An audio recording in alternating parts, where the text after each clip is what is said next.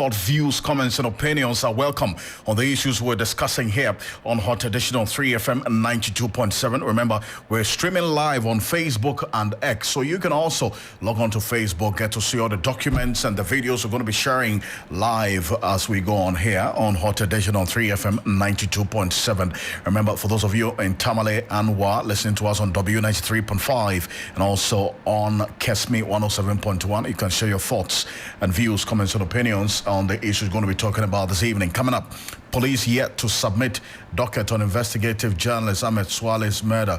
We'll give you details of that shortly here on Hot Edition on 3FM 92.7. We have updates for you and some reactions coming through on this matter here on Hot Edition on 3FM 92.7. Also, we're monitoring the happenings in Parliament here on Hot Edition as the Mines and Energy Committee of Parliament demands details on $12 million expenditure on botched Japa deal. Also, we'll give you details of the Speaker of Parliament's pronouncement on the position taken by the majority caucus in Parliament. He has been talking today on the decision to resist any attempt by the NPP's leadership as a political party to change or make changes to the leadership of the majority caucus in Parliament. Stay with us here on the Hot Edition. We have details for you on this matter. All these and more here on Hot Edition on 3FM 92.7. Remember, we are live also on Kesmi 107.1 in Tamale and beyond, and also on W 93.5 in Wa and beyond. Share your thoughts with us. I am Alfred Akansi. Welcome.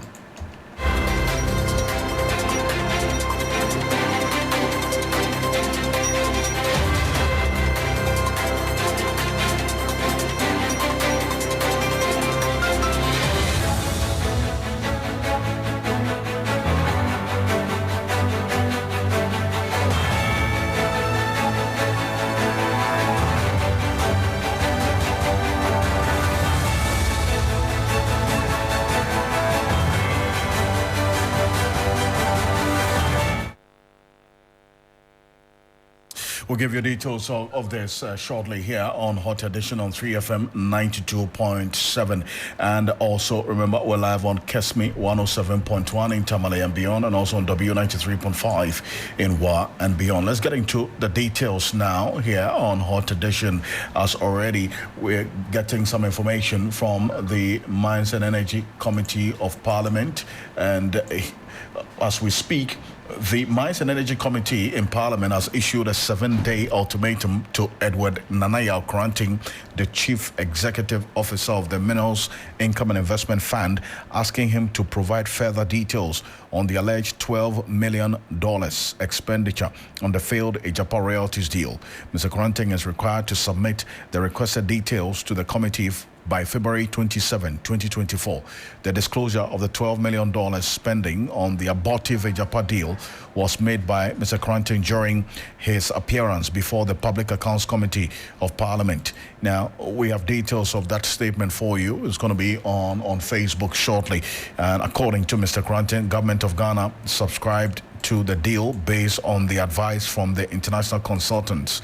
Now, the revelation has sparked public outcry, with the National Democratic Congress pledging to probe and prosecute government officials and individuals involved in the controversial transaction should the party win the December elections to form the next government.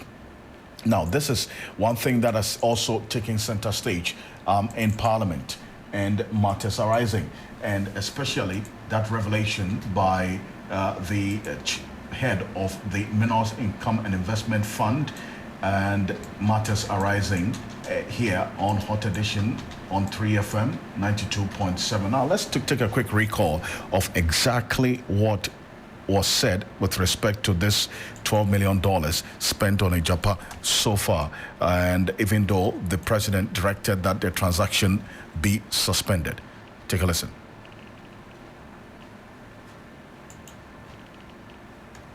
You done both in England and Ghana, but for quite a number of factors or reasons, the president advised that this be put on hold. So Ejapa is on hold at the moment. We are not proceeding as of now. With regards to... a follow-up to that. Yes. Has MIF made any investment or no expenses in relation to the setup of the Japan? Yes, Honorable Chair. Definitely, because this was an IPO, and as honorable members are aware, for every IPO, consultants, etc. come in. The establishment of an office in the United Kingdom and also in Ghana, etc., come into place. So there have been expenses. The whole idea was for MIF to be reimbursed after the IPO, but as the IPO is now suspended, we until that suspension is lifted, we can't move on with Ejapa. How much have you spent so far in relation to Ejapa? I'll get the exact figure, but it should be circa, should be around 12 million. 12 million? Yes. Dollars? $12 million, right? $12 million. Okay. Yes. Which is hanging now? Yes, Honorable Chair. 2 million in establishing Ejapa. Now the president has advised that we should suspend it, or you should suspend it. We didn't suspend it because we didn't establish anything. At the end of the day, if Ejapa is not able to carry out its objects, will you consider that we would have incurred a loss, financial loss in this transaction? Thank you, Honorable Chair.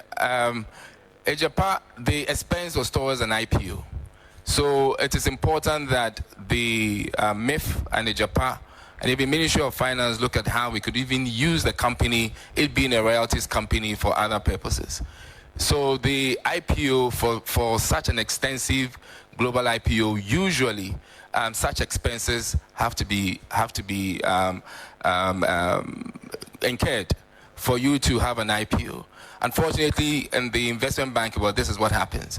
So it is up to us to look at how we strategize in using this as a royalties company. Well, so that's what's happened now after this details given by the MIIF. I'm talking about the Minerals Income and Investment Fund CEO who appeared before the Public Accounts Committee last week. You just heard him giving details of how some $12 million expenditure has already been spent on the failed Ejapa royalties deal. Now, what's happening is that the Mines and Energy Committee of Parliament has issued a 7-day ultimatum to the CEO, Edward Nana Yaw-Korankye, the CEO of the Minerals Income and Investment Fund, to appear before them, give details of exactly who was paid and what kind of expenditure was this $12 million spent on. And that's one thing that we're following quite closely, so that by the 27th of February 2024, which is 7 days away from today, the Minerals and Investment Fund CEO is expected to give information in respect of the alleged expenditure of $12 million spent on the Ejapa deal to the Mines and Energy Committee of Parliament. Now, let's stay a bit further with Parliament, because a number of things happened today. In fact, minutes ago, the Speaker of Parliament, Alban Bagbin, has clarified that the majority caucus in Parliament does not have the authority to independently appoint its leaders without the involvement of the political party overseeing the process.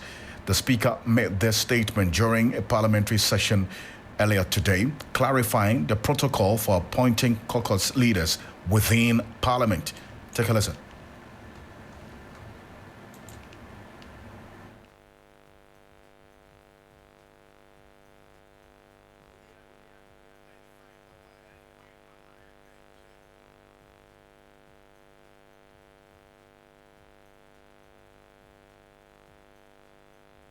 I have heard, I have listened, and I know that the parties are having problem with this new definition of the leaders.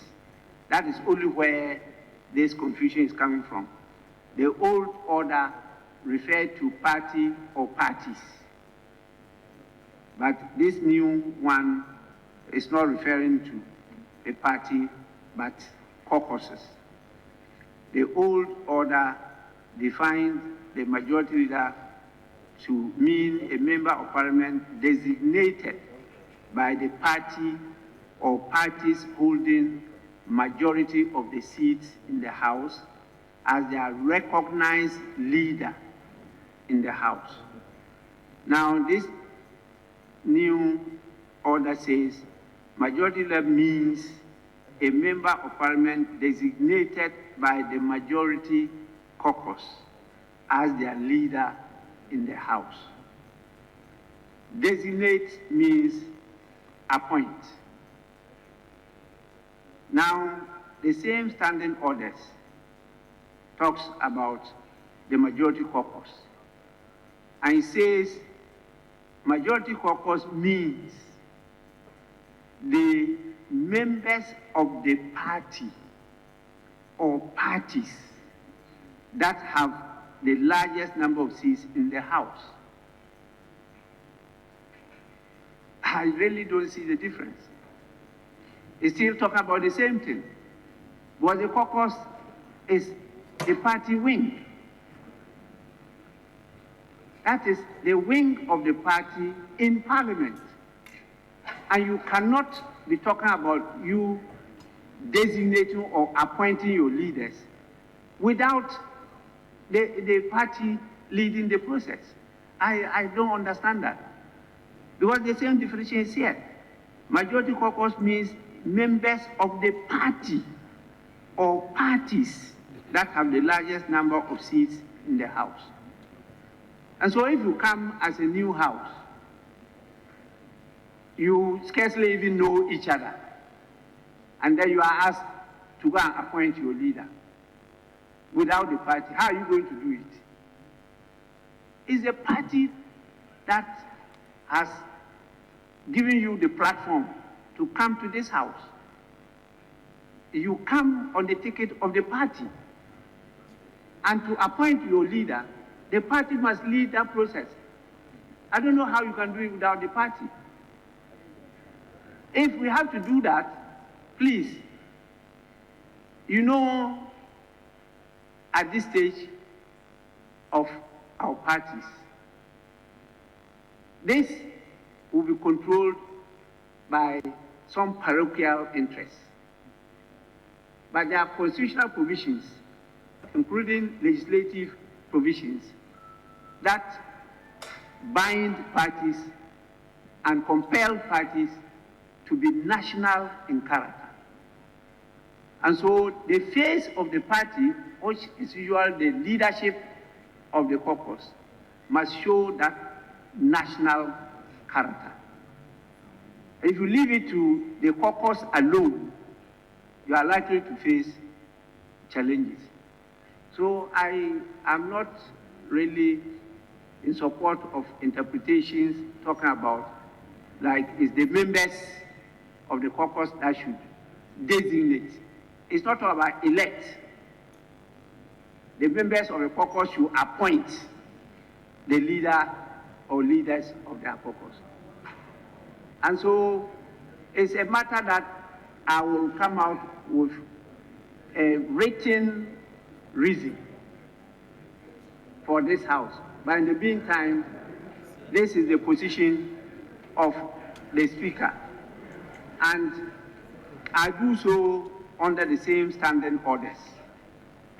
Where there's a doubt, it's the Speaker's opinion that prevails.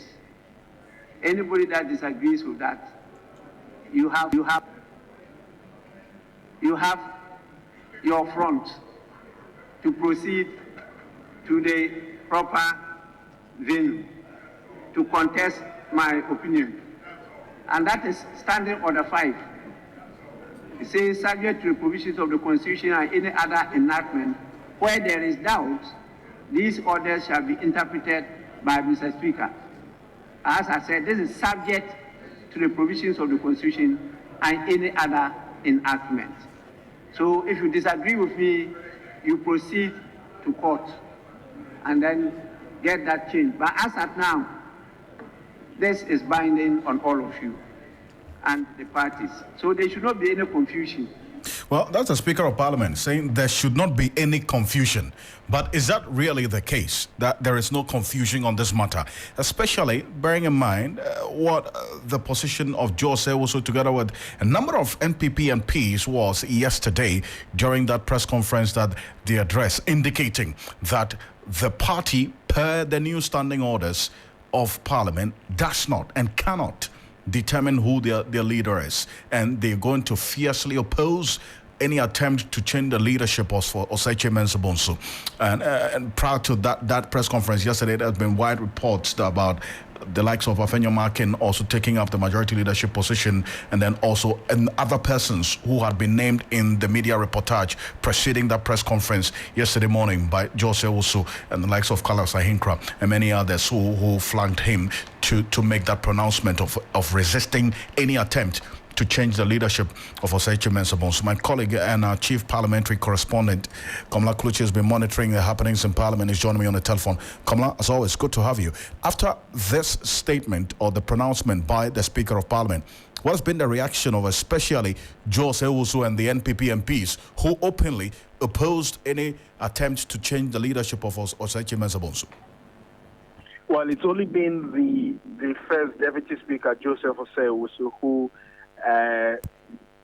stood on his feet to give a reaction to the Speaker's quote-unquote ruling. He makes it very clear that he disagrees with the position that the Speaker has chosen, and the fact that he tried explaining that, of course, there are various wings for within the party or the NPP party.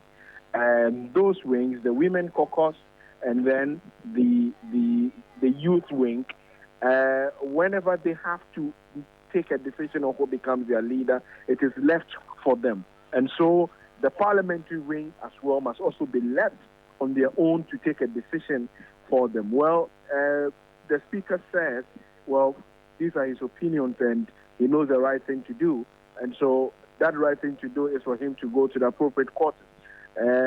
That appears not to have gone down well with Joe Wise, but the Speaker didn't allow any other commentary on this again except to adjourn the House. And so this, for want of a better word, one would say it puts clarity to this.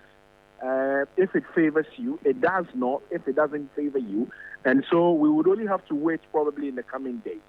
The Speaker also gave hint of a certain decision supposedly yet to be taken, or a certain meeting that's likely to be taken. And we've been saying it from yesterday, but this afternoon we went hard on it to indicate that the President will be meeting a majority caucus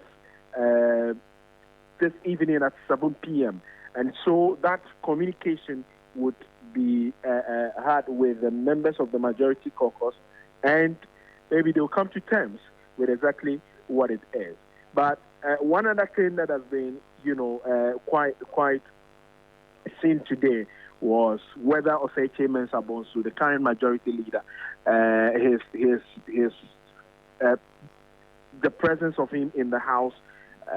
He came in, didn't really speak today, but he was actually on and off in the chamber. It's been like that, I think, from about last week.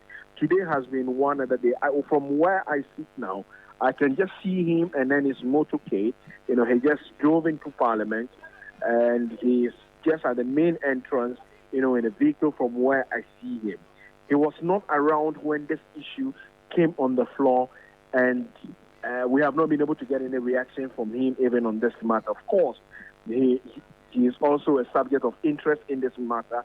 He possibly may not be saying anything until the President meets them, and whatever decision that they take, they either will have to abide by it, or the party takes, they will either have to go with it or otherwise. But as it stands now, it appears that some sort of clarity has been put to this, and that's to the effect that the MPs cannot choose their leader without that deep input by the parties they represent. We'll see how things play out, Komla. And I know this is something that you have your eyes on as well. And so in the coming days will definitely be very, very interesting on this matter. We're also learning that President Akufo-Addo has summoned the NPP members of Parliament to a meeting later today. We are learning between 7 and 8 p.m. today at the Jubilee House on this matter. And this meeting is aimed at resolving the growing tension amongst the caucus over the proposed reshuffle of the front bench of the majority leadership in Parliament. And Dr. Jonathan Asante-Okyere is a senior lecturer at the University of Cape Coast, a political analyst, joining us on the telephone. Dr. Asante-Okyere, thank you so much for joining us here on Hot Edition. I mean, and how things have played out over the last 24 hours. The position that George Sewell-Su, together with some NPP MPs, openly declared their opposition to any attempt to change the leadership of Osei Mensah Bonsu. And now the Speaker coming out to say that, look, the caucus cannot take a decision on who leads them on their own. The party has to have a say in it. What's your take on all this happening? Good evening, my brother. I can say the point is that even this very morning, I did an interview, I think, Original TV or something of that sort. And I sought to suggest that there is a lacuna if the standing orders tend to say or suggest that it is the caucus that must decide. But what if the caucus is doing something that is in contravention with the views and positions of the mother party? How will they be able to right that particular wrong? So I think that there should be a thin line where the two will have to meet, because you see, an MP is an independently elected person, but on the ticket of a party. But if it happens that the mother party will not have a say at all as to who leads the caucus, I think there will be some kind of problem. But we must also not allow, you see, an overly interference in the activities of the caucus as to who becomes the leader. And that, for me, is something, it's a lacuna that they will have to iron out. And I also indicated that this is just the beginning of the story. Because if I were Chairman Bonsu, as it stands now, I think whatever be the case, he will have to leave. Because if not, he will sabotage business of government. He will be so much suspicious of the workings of others and even colleagues who are not within his immediate rank. And some of these things will not augur well for smooth running of affairs as far as the majority caucus is concerned. To the extent that, yes, the party can consult, as it were, there has to be some form of consultation. And this is coming after the fact. The fact, I mean, that here's a case that some members of the leadership, and indeed, what we got to know yesterday during that interview I had with Andy Appiah-Kubi, MP for Asante-Akyem North, is that majority of the NPP MPs are against any attempt to change Osei Mensah Bonsu as their leader. If there has to be any consultation at all, what impact will that have, especially because of the position that has been openly and publicly declared by these people? Well, I think that the MPP is at a crossroads and they will have to find means of ironing that particular issue out. I am also equally informed that the president is meeting the majority caucus and probably they will be able to deal with the issue amicably. Other than that, it fuels the fundamental, disunity, the fundamental despondence that the MPP finds itself. And it is not something that just started. From the build-up of the various levels of elections that they've conducted, all these have contributed to some kind of disunity and despondence, within the party. And I think that probably this is just the nail that is going to be used to hit, to lock up the coffin. Unfortunately, they have this government they've often taken a decision before a consultation is done.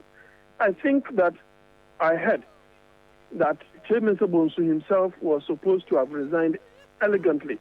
But this particular coup is a botched coup. And I think it does not in any way augur well for the image of the government and the image of the very flag bearer who is leading the party, and with a view of breaking the eight, that all of these things, create problems for this particular, mission. Well, Doctor, Thank you so much for joining us. Appreciate your time. Thank you. Dr. Jonathan Asantioche is a political analyst, a senior lecturer at the University of Cape Coast. Now, let's stay a bit further on this matter because the Member of Parliament for the Anyaso Tom constituency, Dixon Adoba Kokisi, is saying none of the NPP MPs is against changes, but consultation, in his view, is crucial to carry along everyone in any proposed change. What they are resisting is an imposition without consultation, which was going to happen, in his view, if they had not come out to openly declare their stance on this matter. Always been a proponent of change because it affords different people to bring on different ideas to support the government, and more importantly, it also creates some level of growth for people moving from the back bench or through the ranks, and that is what I'm looking at. So, as it stands, I think that key thing is that some members will be for it, some will not be for it, but what was missing is some level of discussion, and I'm hoping that as the days draw by, the some of us and the party and the government will have a sit down, and we'll figure out the best way forward. If minor amendments need to be made, I'm sure. But one thing was very clear, Lydia's position is off the table because she has been appointed to a different position, and by virtue of that position is vacant. And whatever other machinations, I work well with all of them. I mean, I work well with, I still continue to work well with the likes of Afinia Markins, Oseche Mensah-Bonsu, Anodompe, fantastic guy. So I believe that, one way or the other, we'll find a way to have a happy understanding, and we'll move forward. This will not break us at all. Well, on the part of the likes of Andy Appiah Kobe, he makes the point quite strongly that yes, the party can make proposals of whom they think should lead them as the majority caucus, but they are resolute on their position that they are satisfied with the leadership of Oseche Mensah-Bonsu as a majority leader. And he says he speaks for and on behalf of majority of the NPP MPs who are in support of the position of maintaining Oseche Mensah-Bonsu as their leader. I want to defend it and solicit our opinion. So it could have been either way, but we were ready for the discussions on that, and we will take a position and defend the position. Would you have supported any proposal to change the leadership? I would not have supported Oseche Mensah-Bonsu. I would not have supported it. Indeed, we didn't contemplate discussions that will lead to any change. And in any case, I was also informed that the current position of the law was that members of parliament will select their own leaders in parliament. And is that the new standing orders? This is the new standing orders. And leaders were going to be selected to perform in parliament. So I couldn't see why and how somebody else from outside the house was going to select leaders to perform in the house. I'm talking about just somebody else, talking about the party leadership, NPP. Well, when I say somebody else, it's inclusive of everybody. So I wouldn't imagine how in the face of the law there was going to be a selection or a process of selection for new leaders to perform in the house, contrary to the rules of engagement of the house as per the standing orders. So the NPP leadership has no power, no right to propose any changes to the leadership of parliament? Well, everybody has the power to propose, as you say rightly, propose for the consideration of members of parliament. You could, even you as a journalist, you could tell me, Andy, I prefer that you select Mr. A, B, C, or D, so that it will be a proposal coming from you. What about if they instigate, and actually demand the leadership be changed? Well, there is nobody outside the house who has a mandate to demand. But, of course, civil society as it is, anybody could make a proposition for consideration. So the party could make a proposition to members of parliament for consideration. But and in the event that they cannot impose. Well, that's the Member of Parliament for the Asante Achim North constituency, Andy Apiakobi, speaking to me on Ghana Tonight on TV3 last night on this matter. We're learning quite strongly, at least based on our sources, that between 7 and 8 p.m. Later today, the President is expected to meet majority NPP MPs in this 8th Parliament on this matter. But the Speaker has made his position clear, but this did not go without a reaction from Jose Owusu, the first Deputy Speaker of Parliament, who led some NPP MPs to address the press yesterday on this matter. This is what Jose Owusu said in response to the Speaker's position on this matter. Mr. Speaker, unfortunately, I thought it was just a matter that was said in jest. But you appear to have taken a position and offering a beautiful interpretation of yours. Very welcome, very beautiful. The Speaker, it would appear to me that in interpreting the parliamentary portion, we haven't taken a look at the various wings of the other parties. If you take my party, the NPP, for example, we have what we call the women's wing, the youth wing. When it comes to selecting leaders of the youth wing, the party says, the youth, you go and decide. And they select their leaders. When it comes to the women's wing, they say, women, you go and decide. And they select their leaders. So I am not aware of any parliament where anybody outside parliament selects leaders for the parliament. I think in interpreting the standing orders and the constitution, this group, the parliamentary group, must be recognized as a wing of the party which can and must take decisions regarding its leadership. It doesn't mean that the party has no role. The wing, the parliamentary wing, is a wing of the party. And in deciding who will lead them, I think it should be left to the party, the parliamentary wing of the party, in consultation with whoever, to decide who their leaders must be.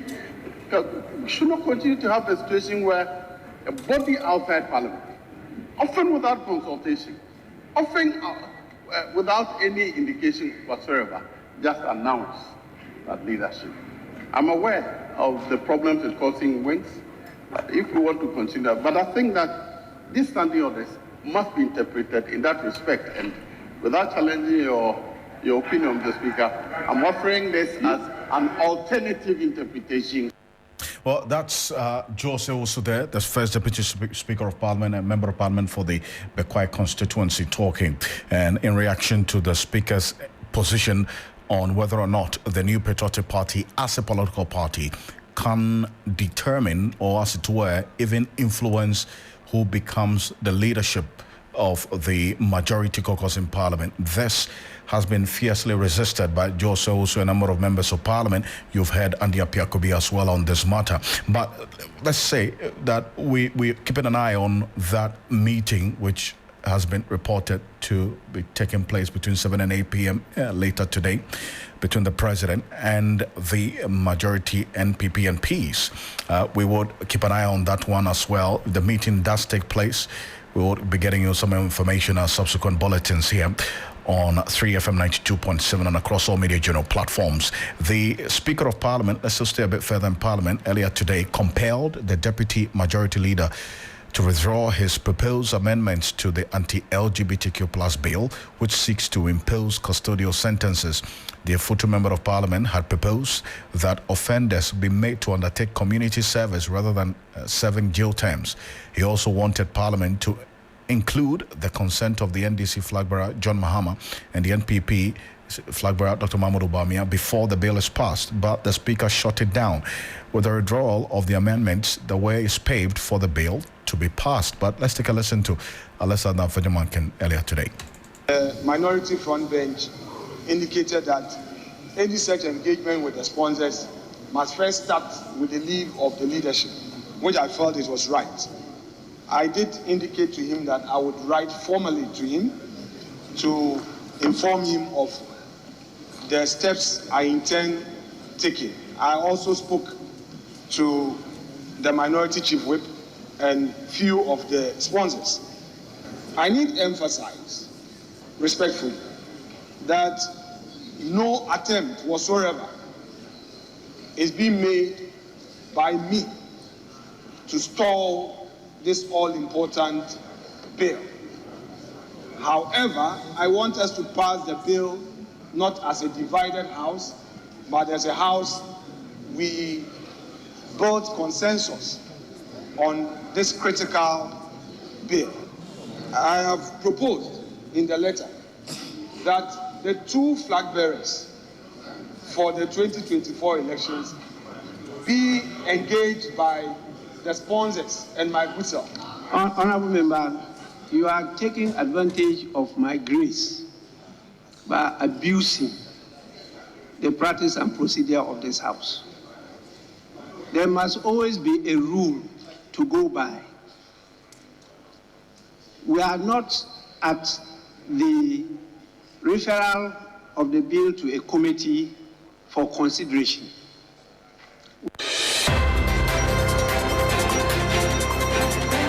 So there you have it. See how the coming days will play out with respect to this development. Alexander Penyumakin withdrawing the motion to have some 15 amendments considered to the anti-LGBTQ plus bill, and as to how speedily this bill will be passed into law. But we're also getting information right now that officials from the Electricity Company of Ghana have arrived at the premises of Parliament. Now, their mission is to disconnect Parliament from the national power grid due to outstanding debts amounting to 23 million Ghana cedis. ECG has been engaged in an aggressive revenue mobilization drive for the past year. The officials were spotted on the premises and around some key power transformers that supply electricity to Parliament. Now, barring any intervention, Parliament may be without power to conduct business in the coming days. Now, the House is the latest to be affected after Accra Academy was plunged into darkness after the ECG cut off the electricity supply to the school due to some 480,000 cedis arrears. So that's what we're hearing right now, and we'll see how the day ends with Parliament, whether or not they will still be connected to the power grid. But the National Peace Council is demanding from the Electoral Commission a commitment to follow through on its decision to drop all contentious reforms in the run-up to the 2024 elections in a bid to promote peace. Some political parties have objected to the plans by the Electoral Commission not to use indelible ink for the election and to change the election date from December to November. My colleague Duke Mensah-Poku engaged the chair of the National Peace Council, Professor Edu Gyamfi, after its first National Peace Council dialogue in Accra earlier today.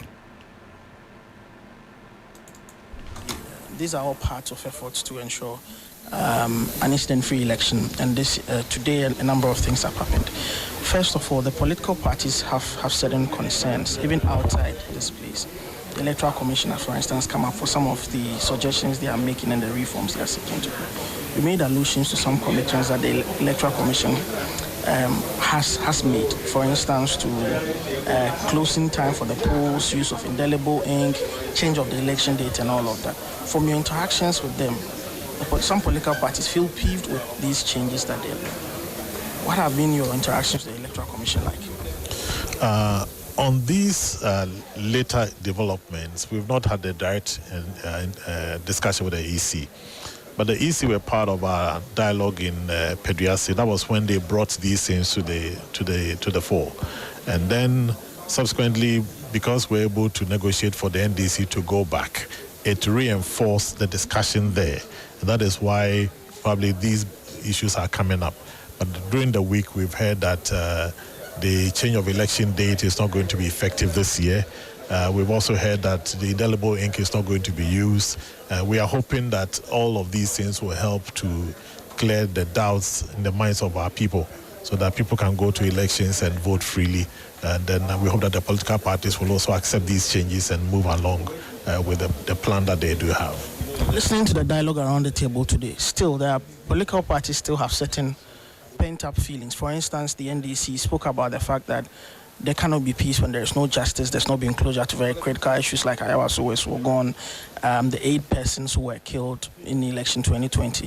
The MPP is talking about the fact that things have been reduced. They're talking about passion in politics and needing not to focus on the white elephant and the rest.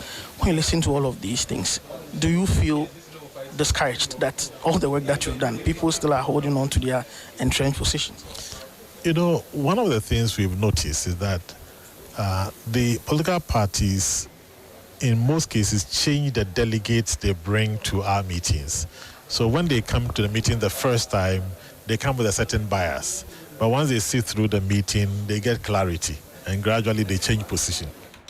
Well, that's the National Peace Council chair there. The National Association of Institutional Suppliers are gearing up to picket at the Ministry of Education on March 4 over government's failure to pay over 126 million cedis arrears owed its members in the last 2 years. The group, who have already notified the police service of their intent, say the persistent neglect of their issues by government is affecting their businesses and livelihood. Here's a report by Sarah Paco.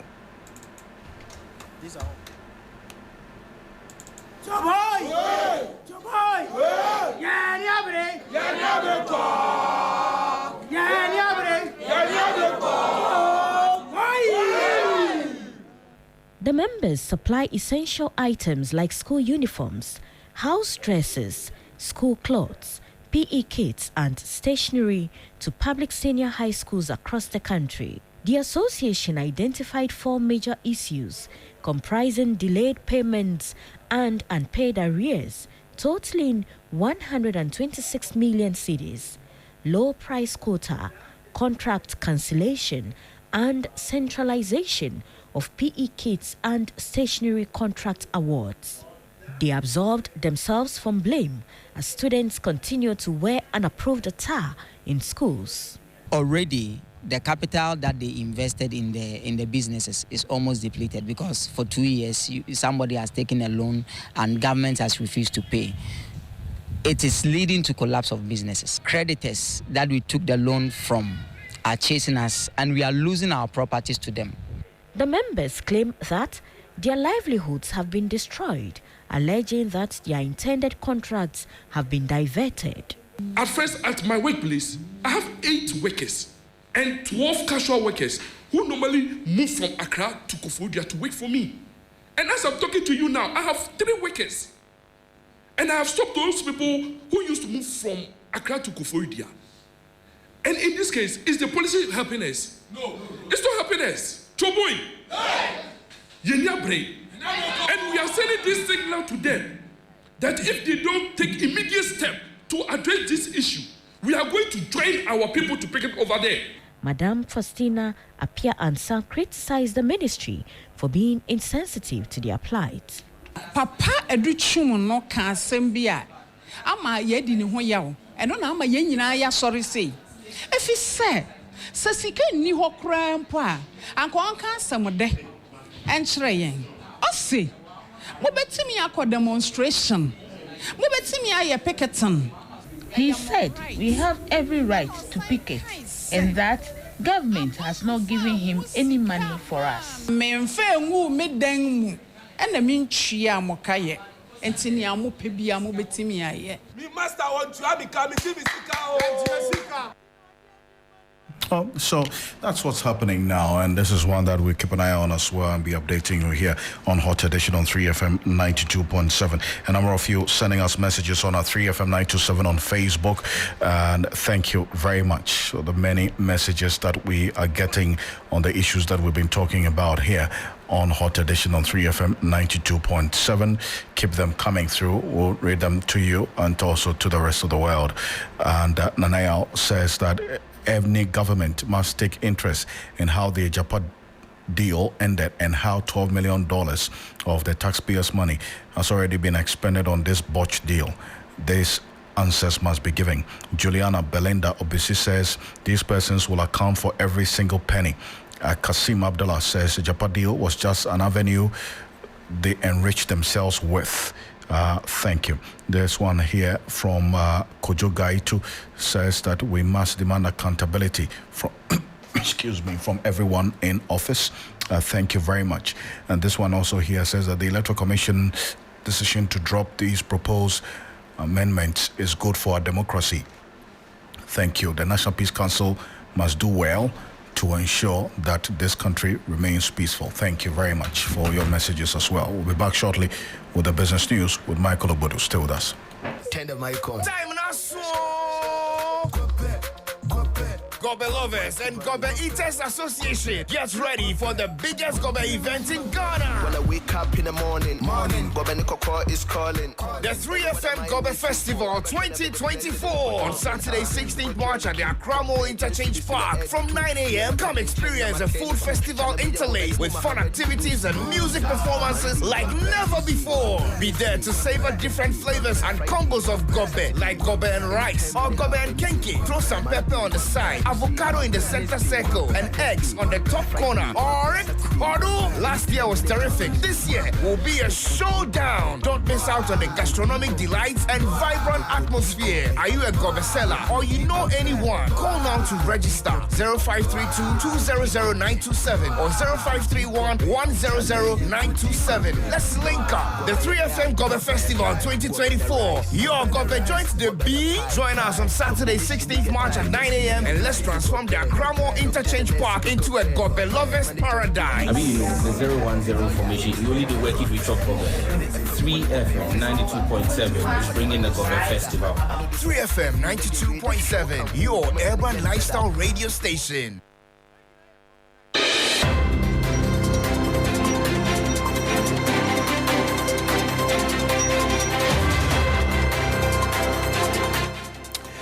Hello there, good evening. It's time for the business news here on Hot Edition. Coming up this evening, civil society organizations IES and COPEC accuse Central Refinery of flooding the market with substandard fuel. I am Michael Obodu. I'll bring you details of this and more shortly. Please stay.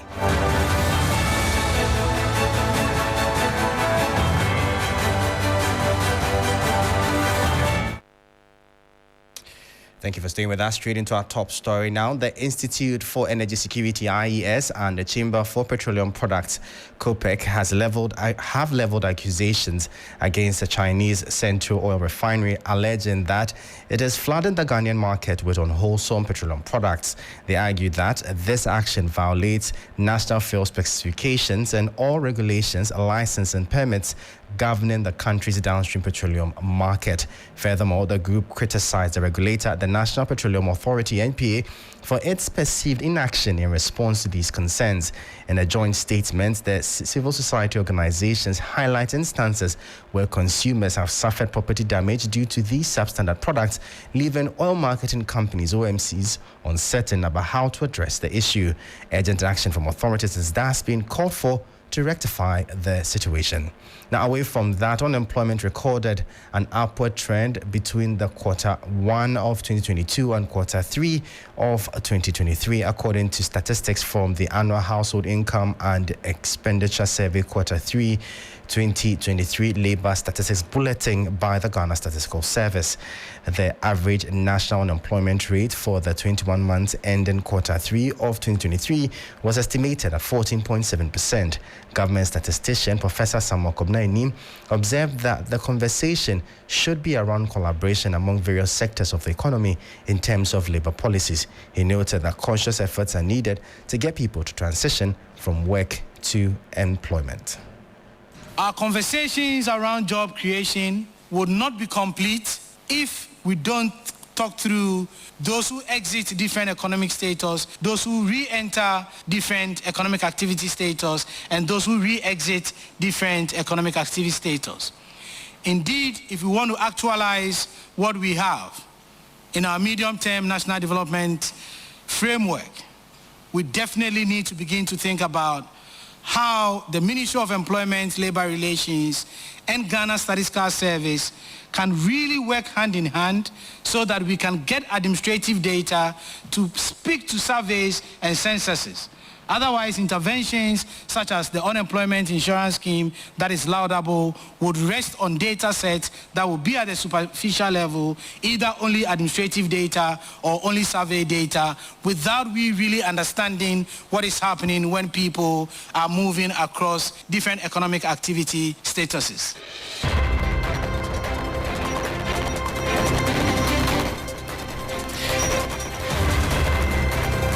So you hear the voice of government statistician Professor Samuel Kobna-Anim bringing an end to the business segment here on Hot Edition. For more business stories, please check out our website. It's 3news.com/business. I am Michael Obodu. Thank you for listening. As always, please stay safe. Up next is sports, and Billy is on standby to bring you the latest.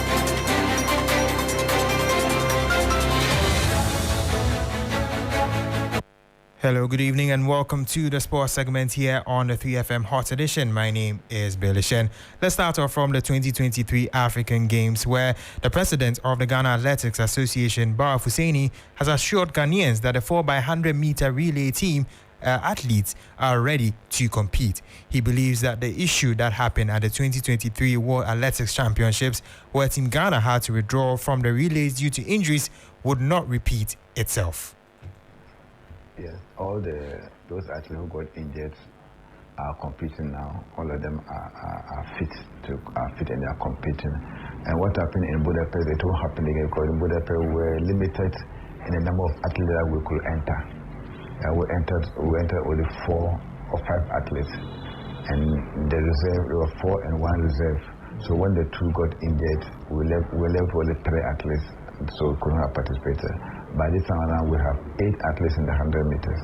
Even if 3 get injured, I'm not saying even if 3 get injured, may God forbid, we'll still have an additional 5 athletes to be able to do the 4x100. So that scenario will not happen during the African Games.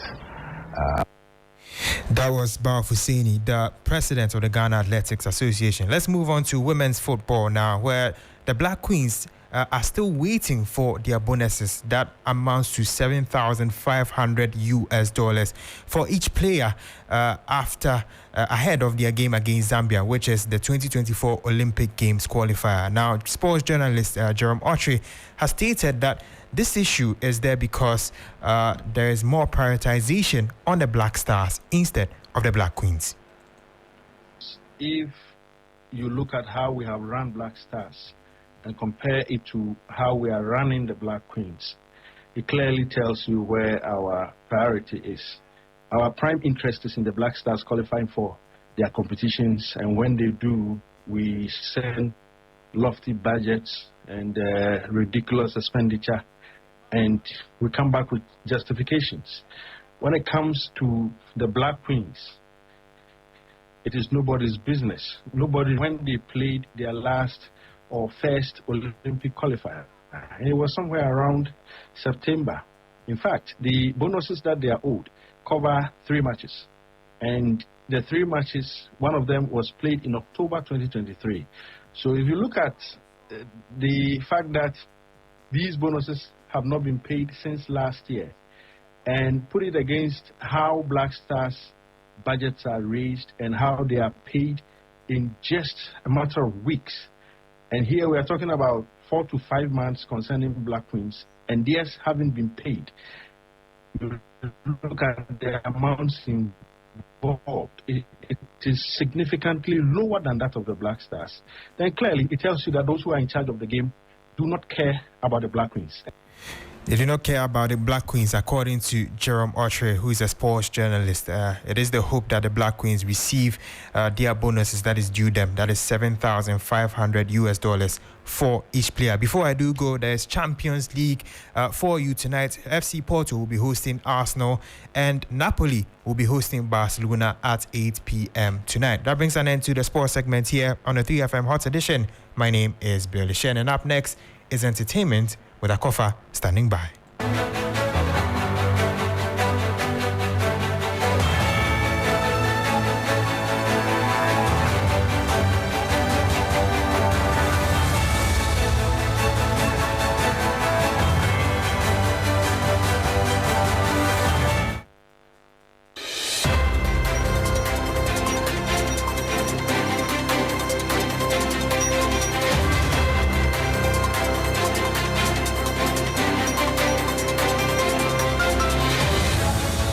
Thank you for your time here on Hot Edition on 3FM 92.7. It's now time for the entertainment news segment powered by 3 Entertainment. My name is Akofa. Now, celebrated Ghanaian filmmaker Socrates Safo's latest animated film, Tuntum, is a call to action for individuals on African descent in the diaspora to return to their roots. Now, the film is expected to show at the Howard University School of Business in Washington, D.C. as part of Black History Month by the Ghana Tourism Authority.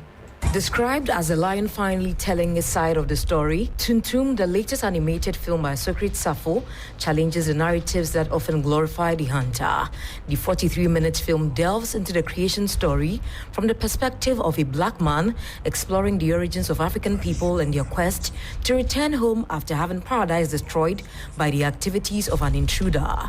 A wise man once said, until the lions get to tell their side of the story, the history of the hunt will always glorify the hunter. And as part of Black History Month, the Ghana Tourism Authority premiered Tuntum at the Silverbird Cinemas. After a successful premiere, Socrates said this was surely his final production. And for the past 30 years, I've been doing other stories, but this story has been hunting me. After 7 attempts, I have been able to do it. I am an artist, and I believe that I am a vessel that the creator wants to tell a story. This is what pushed me to be a filmmaker, and I've told the story. So what again? Nothing left. Many who had a chance to watch the film applauded the producer for stressing the uncomfortable yet necessary conversations about the identity and myth of the African. I've always believed that black people should tell their own stories. We're always telling the story from a victim point of view, and nowadays we can take charge and tell the story the way we want it. So I think it will open a lot of conversations. As you saw inside, people are asking about black skin and white skin and who's this and who's that. So I think it's a great conversation starter, yeah. And I think it's a very fair interpretation. It may not be one that people may like, because at the end of the day, I think we, by default, want to feel that everything within religion was done for the goodness of people, right? But there are some things that make you want to question, was this done? And he has a way of interpreting that. So I think it's a very good dialogue, you know what I'm saying? The dialogue should be had, and I think the movie is going to stimulate that. Of revelation. And to wrap it up, budding artist Safo Newman is seen full of smiles after meeting his idol Sarkodie. Ever since stepping onto the spotlight, Safo Newman has openly expressed his admiration for Sarkodie, citing him as a major source of inspiration. In numerous interviews, he has expressed his desire for a collaboration with a renowned rapper, seeing it as a pivotal opportunity to elevate his status in the music industry. Sarkodie, upon learning of Safo's admiration, took a step by remixing Safo's Newman's hit, that is Kokwa, and adding his verse to another. Collaboration garnered widespread attention and excitement within the music industry. In a recent 10 of events, though, Sarkodie met up with Safo Newman for the first time. Videos circulating online capture the duo in Sarkodie's studio. Now, in response to the heartwarming encounter, Safo Newman expressed his gratitude to Sarkodie and all Ghanaians for their unwavering support. He also paid homage to legendary Fred Che Mensah for his contribution to the music industry. Now, that will be all the entertainment news here on Hot Edition, powered by 3 Entertainment. My name is Akofa. Thanks for your company. Keep your dial locked on 3FM 92.7. The 3FM Drive continues.